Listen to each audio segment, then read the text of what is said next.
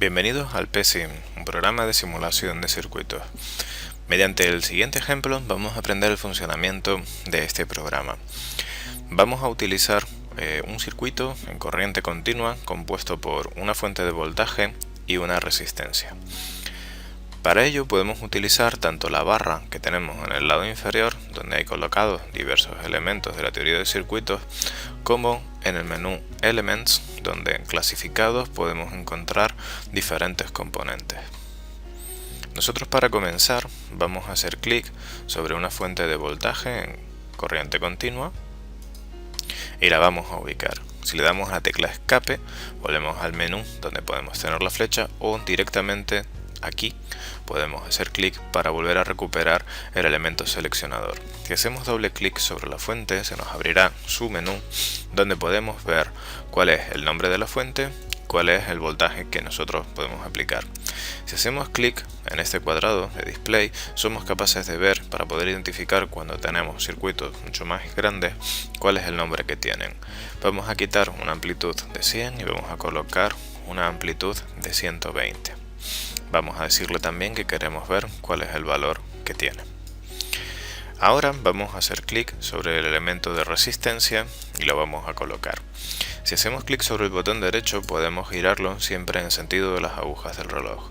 Podemos ubicarlo, por ejemplo, aquí. Hacemos clic en la flecha y seremos capaces de nuevo, con doble clic, de editar lo que es el elemento. Este nombre se llama R1 y esta resistencia tiene un valor de 120 ohmios. Podemos decirle que queremos ver estos valores. Bien, lo que es el diseño del circuito casi ya está acabado. Ahora lo que necesitamos es utilizar esta herramienta, que es el cable, que nos va a unir los diferentes elementos que nosotros tengamos dentro del circuito.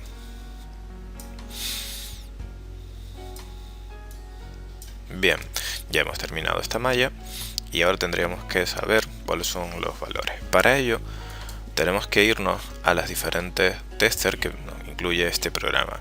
Podemos utilizar, como ven aquí, un osciloscopio, podemos utilizar amperímetros, podemos utilizar un voltímetro y también podemos utilizar un voltímetro que es estar siempre referenciado a lo que es tierra.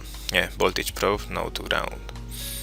En ese caso, por ejemplo, vamos a ubicarlo aquí y vamos a hacer correr el circuito para saber cómo se comporta. Y nos ha dicho que estamos en 120 voltios. ¿Vale? Queremos saber cómo se mide la corriente. Para poder medir la corriente, nosotros tenemos que abrir el circuito, con lo que quitaremos este trozo de cable y vamos a ubicar un amperímetro. Colocamos aquí el amperímetro y, de nuevo, haciendo uso de la herramienta cable, vamos a terminar de conectar todos los elementos. En este caso vamos a correr la simulación. Nos va a decir que qué variables queremos utilizar. Podemos utilizar y añadir ambas, podemos quitarlas ambas si las tenemos seleccionadas, o podemos añadir una a una. En este caso solo me interesa saber el valor de la corriente, con lo que lo voy a añadir y le voy a dar OK. Obviamente vale 1. Vamos ahora a realizar un circuito en corriente alterna. Para ello vamos a escoger una fuente sinusoidal que tenemos aquí y la vamos a ubicar dentro de nuestro espacio de trabajo. Si hacemos doble clic sobre ella, podemos ver cuáles son los valores predeterminados que nos vienen. Podemos cambiar, por ejemplo, la frecuencia de 60 a 50 Hz y una amplitud pico de 100 voltios. Hay que tener en cuenta qué significa la magnitud pico, qué significa la magnitud efectiva y qué significa la magnitud pico a pico. Porque en base a esto, diferentes entradas que podemos dar en diversos elementos van a depender de cuál sea el parámetro que nos esté pidiendo. En este caso vamos a hacer clic en estos dos cuadrados para poder controlar cuáles son tanto el nombre como el valor que le hemos asignado. En este caso vamos a colocar también una resistencia y vamos a colocar, por ejemplo, una inductancia. Igual que antes, haciendo doble clic podemos ver cuál es el valor y cuál es el nombre que tienen. Hacemos clic en los cuadraditos para que nos queden identificados dentro del sistema de trabajo. En el caso de la bobina, a diferencia de lo que ocurre con la resistencia, no viene ningún valor predeterminado. nosotros vamos a incluir un valor de 33 milihenrios. Las unidades en las que están medidas son directamente henrios. Vamos a colocar los cables correspondientes. Ya como sabemos que vamos a necesitar un amperímetro, lo vamos a colocar aquí.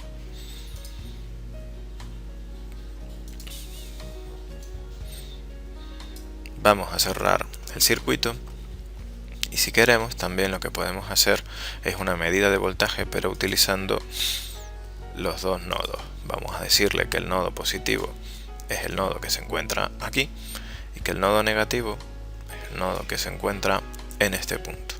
A diferencia de lo que utilizábamos la vez anterior, que era una sonda que ya lo medía directamente a tierra, en este caso necesitamos unir ambas patas del voltímetro para indicarles cuál es la caída de potencial que nosotros queremos medir. Damos a simular el circuito y vamos a tener las dos variables. En este caso vamos a añadir ambas y vamos a verlo. Lo que hemos visto aquí son valores que casi ni siquiera terminan de completar un ciclo. No es que esté mal, sino que vamos a necesitar modificar las variables de tiempo dentro del circuito para poder utilizar y poder caracterizar cuál es el comportamiento de la onda que nosotros estamos viendo. Para eso nos vamos a ir a Simulate Control y nos aparecerá este pequeño reloj. Una vez introducido, le vamos a decir cuál es el tiempo total. Vamos a decirle que sea de 1 segundo y el time step es el paso en el que está representando cada una de las medidas. Vamos a subirlo un poco para evitar que se nos demore mucho en el tiempo. Una vez tenemos esto, volvemos a simular el circuito. Al estar utilizando la versión demo nos dice que tengamos cuidado porque tenemos más de 6000 datos y que algunos de ellos van a ser truncados. Para nuestros ejemplos no hay ningún problema en que sea la versión demo. Añadimos ambas variables y lo que vamos a ver es el voltaje con la intensidad. En este caso, como pueden apreciar, es bastante complicado analizar cuál es la amplitud que tiene la intensidad. Para ello, lo que vamos a hacer en las gráficas es sacar una gráfica donde solo tenga la intensidad, porque de esa manera va a maximizar lo que es la amplitud, ¿vale? Tenemos aquí cuál es el comportamiento tanto de la onda de voltaje como de la onda de intensidad. Si queremos, en esta gráfica de aquí podemos quitar lo que es la variable de intensidad para que nos resulte más sencillo su visualización. Si nosotros señalamos la gráfica, podemos decirle cuál es el máximo en cada una de ellas, que nos aparecerá aquí, ¿vale? O también podemos indicarle cuál es el mínimo que tenemos. De esa manera podemos saber cuánto vale la amplitud pico. También se nos permitiría calcular cuáles son los valores RMS que tienen tanto el voltaje como la intensidad. Si nosotros quisiéramos hallar cuál es el valor medio que nosotros tenemos en cada uno de ellos, vemos que prácticamente nos da 0. En el caso de las señales alternas, la media de ese valor no es un parámetro significativo para nosotros poder utilizar este sistema. Aparte, es capaz de calcularnos el factor de potencia, calcularnos cuánto vale la potencia y cuánto vale la potencia aparente. Si le damos a Power Factor, nos ha dado un error porque tenemos que señalar que ambas curvas están dentro del mismo.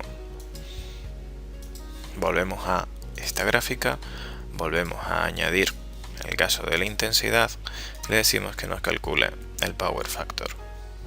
En el caso de la gráfica 2 nos dice que hay un error porque solo tenemos el valor de la intensidad. De esa manera nosotros podemos pedirle que nos calcule la potencia y que nos calcule cuánto vale la potencia aparente. Con esto nada más en este sistema de simulación, el PSIM. Muchas gracias por su atención.